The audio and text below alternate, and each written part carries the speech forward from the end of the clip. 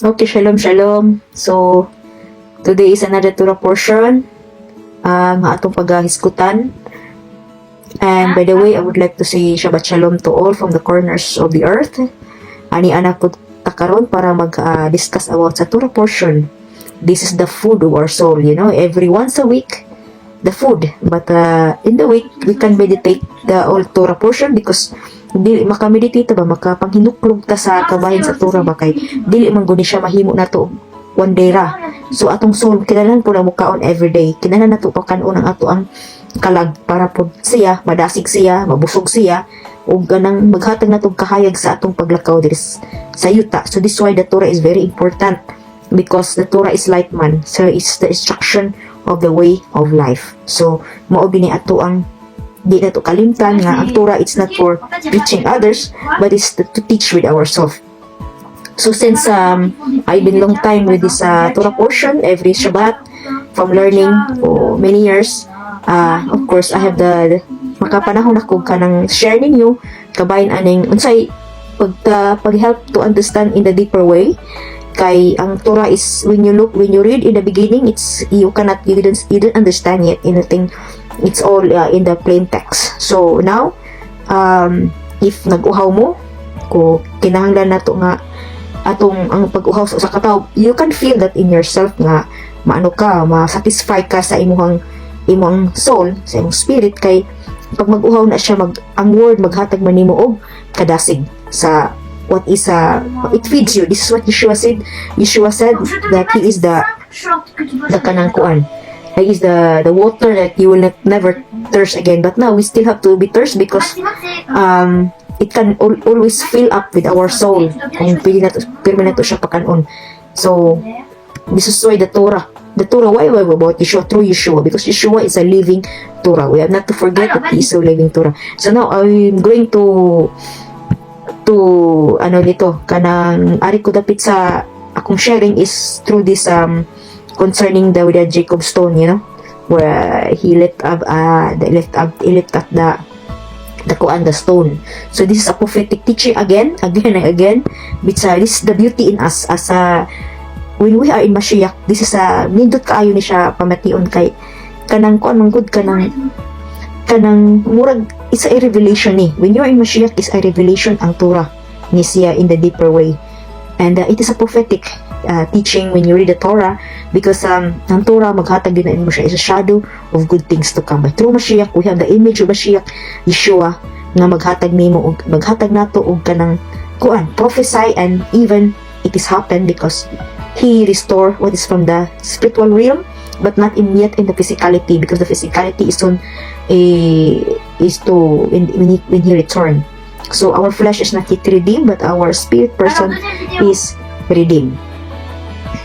So arita magbasa sa ang akong i-focus karon is concerning the kaning Jacob sila, para it is there is already a lot to learn. So mo try ta og kanang dig on it, and it can give us a meditation when we are discussing aning portion, Torah portion, because just only in this topic you have a lot nga makashare ka, because it's a lot to, there's only two ways, the soul must be repaired and repair. So and by the preparation it's only through the Torah, through Mashiach. So we need that, so that the light is flowing in us through Yeshua Mashiach. So we're gonna read in the Genesis 29. So I made this topic only this ani ko magkanang focus akong sharing concerning this about the well. So we're gonna read first the context. Genesis 29:1. Then Jacob went on his journey and came into the land of the people of the east, and he looked, and behold, a well in the field, and lo, there were 3 flocks of the sheep lying by it, for out of that well they watered the flocks. And a great stone was upon the well's mouth, and there were all of the flocks together, and they rolled the stone from the well's mouth, and water the sheep, and put the stone again upon the well's mouth in this place. And Jacob said unto them, my brethren, whence you be? And they said, oh, of Haran we are. And he said unto them, know you Laban, the son of Nahor? And they said, we know him.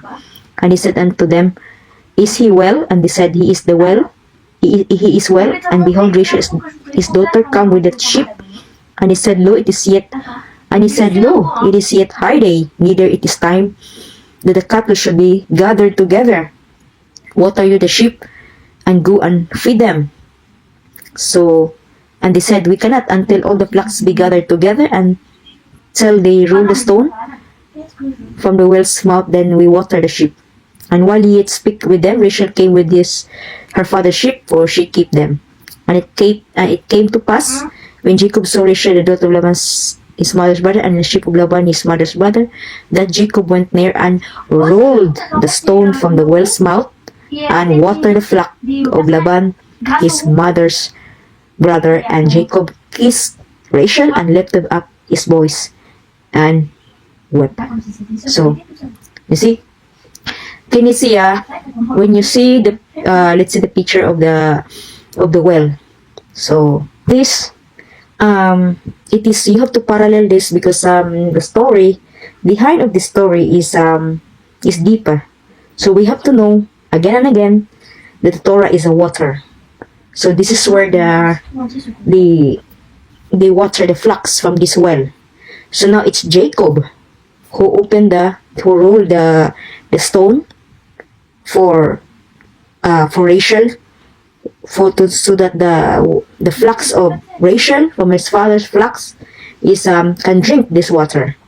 So this is also a picture of Mashiach, Yeshua, who was drinking the resurrection of Yeshua. The resurrection of Yeshua, when the angel opened the stone, and it is Yeshua who come out from that stone, from where he was laid from sa iyang resurrection ba nga ni banabanhaw siya. Imo na siyang i-parallel ana kay, we have to know that Yeshua is the living Torah where we can drink. So you see, it's really makita nimo nga si Yeshua ang ato ang as our food. In order to get food from Yeshua, the water, drink, is by learning the Torah, because Yeshua is a living Torah, buhi nga kuan Torah. So it means he is the soul of the Torah. When he is the soul of the Torah, behind the letter, because here in Jacob and Rachel is a picture of marriage, because in the teaching of Judaism, Rachel represents a vessel. She's a vessel in the lower world, and she is kanang mo receive sa light, the Shekinah from above, which is Jacob is the channel. He is a channel for this light from above. So this why when you open that, he is the one who will give water. So now in Yeshua, the resurrection of Yeshua is that he is a living Torah that will give us water for the flocks. So he represent all the teaching of Yeshua is gives can fill up sa atong thirst. So but here Rachel is represent the bride, and the flocks is the children of Rachel, right? Which is Joseph. To Joseph is Ephraim, and in the under with Judah, in the house of Judah. So it represent also ni Rachel, si Rachel having the flocks which he ruled. She was brought, and Jacob who opened the stone. So it means the stone represent the evil inclination in the evil inclination of this material world, so that we can access the water, the light of the above, from above. So the same this when you relate here in the imong i-relate sa sa aning tomb which is ruled also this in the Matthew Matthew 28. And in the end of the Shabbat, as it began to dawn toward the first day of the week, so kilong pa, came Miriam Magdalene and the other Miriam to see the sepulchre. And behold, there was a great earthquake, for the angel of Hashem descended from heaven and came and rolled back the stone from the door. This one, rolled back the stone from the door and sat upon it. His countenance was like lightning, and his raiment white as snow. So, for the fear of him, the keepers did shake and become as dead men. Nahadlok siya kay hayag mo kay si Yeshua. And the angel answered and said unto the woman, Fear not, for I know that you seek Yeshua which was crucified. So he's not there, for he is risen, as he said, come to the place where the master lay. So you see. So here you can see that I just give this example, because we don't know exactly that. But this is the stone was rolled, paligid para to open. So we see here. Ang akong i-point out ani is si Yeshua is a picture of the water that nga makainom ang mga flocks, which is the flocks of the house of Israel through him, because in him is life, man. In him is life. So the flocks is represent the children of Israel as the sheep. So this is why we can go deeper with that. And it's a beautiful teaching, because I don't know if you see that. Nakita ba na ninyo nga nag-represent si Yeshua as a living Torah that we have to, how do you say that he is living Torah when he said to himself, eat my flesh and drink my blood? All this is a metaphor concerning his body, because he is the living Torah. This is why we need the Torah. Is water. So by rolling the stone, this stone represent our stony heart, stony heart, the heart of flesh, and this is our Yetzer Hara, the evil inclination, our ego. The ego must be removed, it must be rolled out, that we can receive the light of Mashiach. This is mo ni siya ang atong pagka-carnal, ang atong pagka-carnal, ang atong pagka-lawas nun, mo ni siya ato ang i-put by side, and to let the light comes through Mashiach.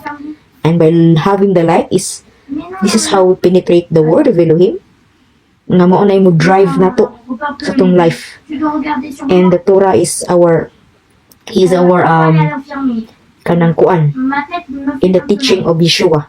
It's not just we believe the name, it's not so. It's really it's really it's like na siya to believe ka ni Yeshua, because if you tell many believe the name, but to believe the name Yeshua, must be you are also a Torah observant, a Torah student, a Torah devoted to the Torah, learning, studying, and applying that in sa atong life. And we have to go deeper of the Torah. So this is why with the teaching of what Shaul did here in the Torah concerning Jacob, who gives water to the flocks of Rachel, is representing, and he kissed her. So it is really a intimate relationship, which is not physically. Here is like a really love story, but behind that story is really, when you see it in the light of Mashiach, that it is this is how the heavenly and the earthly is a marriage, because the earth represents the Israel to have a connection, reconnected to the light from above through Yeshua, because Yeshua is in our ladder that what we can climb. So we call it also a Jacob's ladder. So there is a Kabbalistic teaching about that concerning you can present in the Sefirot. It's another it's for meat. You see, it's another form of teaching, which is Shaula's teaching is kanang karne. Kung sa company karne, it's a hard teaching, Kay siyempre di man ni basta-basta nimo i-teach nimo og ikaw napaka as you are still in sucking the milk. But you must be matured in the Torah para masabtan nimo nga ang kini nga teaching which is in Yeshua in the deeper way. It is so. So this one, it represent the stone, is represent the stony heart, or it's the flesh. You see, the flesh. You must with the heart, a heart of we can read it. But this shall be the covenant that I will make with the house of Israel, and those after those days, said Jehovah, I will put my Torah in their inward parts and write it in their hearts, and will be their Elohim, and they shall be my people. So you see? Okay. For as much as you are manifestly declared to be the epistle of Mashiach ministered by us, written not with ink, but with the Spirit of the living Elohim, not in tables of stone. So you remember Moshe's table of stone, but in fleshy tables of the heart. You see? Fleshy table of the heart. So you have to remember, you can connect with this one. I will connect this somewhere. You see, and I will give them one heart, and I will put a new spirit within you, and I will take the stony heart out of their flesh, and will give them an heart of flesh. You see, the heart of flesh, because and we are heart. I will take the stony heart. The stony heart, mo na yung magahiun ta, o tagaan ta niyag kasing-kasing nga, you know, kanang soft ba, flesh. Isa unod nun, ay unod, unod nun, that we can, if you read continually that way, that they may walk in my statute and keep my ordinance and do them, and they shall be my people, and I will be their Elohim. The heart of flesh. So this is what Charles is speaking from the, from Corinthians. You see, if you remember in Corinthians, here, you can read here again, we go back again. For as much you are manifestly declared to be the epistle of Mashiach, ministered by us, written not with ink, but with the Spirit of the living Elohim, not in the table of stone. So you remember, this is the heart of stone, which is written, if you remember, this is it represents also this way, the Yetzer Hara, our ego. Heart of stone, but in the flesh tables of the heart. So you see, you can relate also this in the parable of Yeshua of the sowing the seed, which is said in the good ground, which is our heart that ready to receive this seed, which is in Mashiach. Because Yeshua is a living Torah. It is not written in the ink, because in the ink there is behind, and that ink is behind of the ink, which is the spot with the Spirit of Elohim, the living Elohim. You see the Spirit through Yeshua HaMashiach. I don't know if you catch that, but it's a wonderful teaching. It's always wonderful because it gives you life of our soul. Maghatag na mo natong kadasig ang iyang pagtulunan, di ba? So if you remember the teaching, which you have a heart, a good, di ba, yung sowing the seed from the different place, stony, in the stony heart, stony ground, in the thorny thorns, in the good ground, the good ground is our heart, the heart which is cultivated, soft heart, because the ground represents also po na siya sa ato ang flesh, di ba?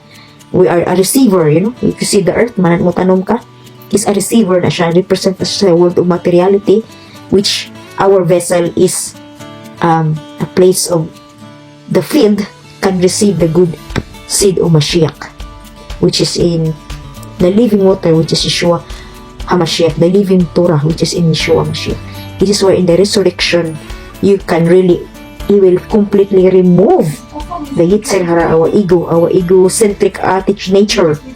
Well, we can egoistic ba? It can, and it is led by the lead na si Yeshua HaMashiach, the living Torah. Our good inclination will reconnect into the light of Mashiach through the Torah, so that we can receive and drink the the word of Elohim and we receive light in us. So this is how we are with the kissing the word, kissing relation. It is represent the kissing. It is the marriage of the from heaven and above. So the intimate relationship. We are reconnected back to the Father, because Jacob represent the Mashiach. You see the picture. You can see the shadow of the Torah in the light of Yeshua HaMashiach. So this is that beautiful. So it's a wonderful teaching. Nang hinaot maghatag na natuog ka ng pagtulunan ng iyahang because Yeshua is light, He is the shadow of things to come, and this is what we see here in the atong nakita sa iyahang revelation of the teaching. Not just in the teaching, and also the work of Mashiach here on the world of Isaiah, or the world of material, the physical world on the earth, na we can have this water will feed our soul, and He is the living Torah that will give us sa atong corruptible body a light for the reparation of our soul. Kung baka nang maghatag repair ay ba mag-repair or mag-ayo sa ato ang this our soul, which is a broken vessel which need ang ato ang carnality to be turned into walking in the Torah, the flesh, in the walk in the not in the stony heart, but to walk in the Ruah through Mashiach. Shalom, shalom.